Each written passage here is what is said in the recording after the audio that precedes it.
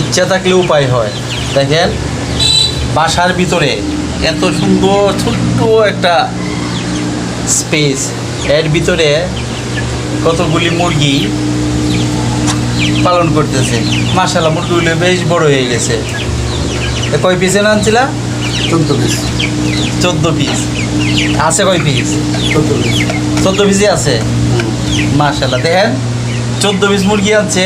মাশাআল্লাহ 14 পিসই আছে। বাসায় ভিতরে একদম ছোট্ট একটা করিডোর, এর মধ্যে এটা ছোট্ট একটা বক্স বানিয়ে নিছে। এনে 14 আর নিচে হতে ইচ্ছা করে 14টা রাখা যাবে না? ফ্যান আছে। ফ্যান, ওইটার ভিতরে আবার ফ্যান আছে। দেখেন আপনাদেরকে দেখাচ্ছে, ছোট্ট একটা ফ্যান আছে যেন ওরা কষ্ট না হয়।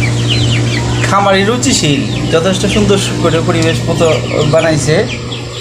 এখন এইগুলি মোটামুটি কতদিন পরে বিক্রি করবা না খাবা? 3 মাস পরে। 3 মাস।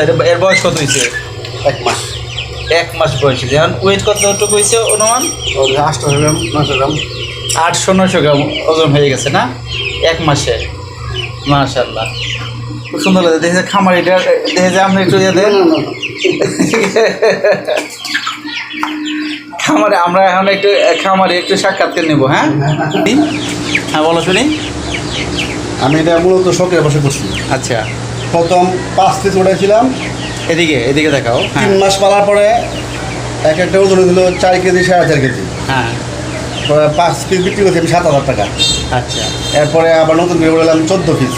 আচ্ছা। এটা বর্তমান বয়স হলো 1 মাস। ওয়েট হয়েছে আপনার 800 থেকে 900 গ্রাম। আচ্ছা, এটা 3 মাস পালার পরে 4 কেজি 4.5 কেজি 5 কেজি পর্যন্ত দেবো। এরপরে এটা 500 টাকা কেজি হিসেবে বিক্রি করে দেবো। এই চলে খাওয়া দেবো, এই উদ্দেশ্যে নিয়ে পালা। আচ্ছা, ধন্যবাদ। যেহেতু